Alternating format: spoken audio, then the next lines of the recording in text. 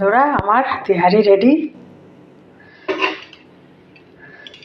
আলু, চিকেন সব দিয়ে তৈরি করা হয়েছে।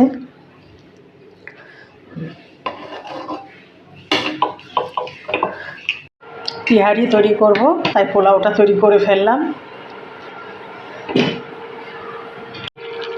চিকেনটা হচ্ছে, এর থেকে তেহারিতেও চিকেন দেয়া হবে, আবার তার সাথে এখান থেকে পোলাওয়ের জন্য খাওয়ার জন্য রাখা হবে। যে পোলাওয়ে তেহারির মাংস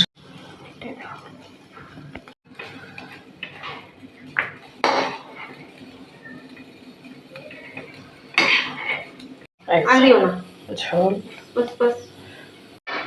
আলুগুলো দিয়ে দেওয়া হলো তেহারির মধ্যে। এবার নাড়াচাড়া করে বিরিয়ানি মশলা একটু ঘি দিয়ে নামিয়ে নেব। বিরিয়ানি মশলা দেওয়া হলো। এই যে কেওড়া জল দেওয়া হচ্ছে। যে কাঁচা লঙ্কাগুলো পোলাওয়ের ভেতরে দিয়ে দেওয়া হলো। সাথে চিকেনও রয়েছে, চিকেনও রেডি হয়ে গেছে। আজ আমাদের এই লাঞ্চ রেসিপি, তার সাথে একটু স্যালাড থাকবে। এরপর এটাকে ভালোভাবে আধা ঘন্টা দমে বসিয়ে রেখে দেবো। তৈরি হয়ে যাবে।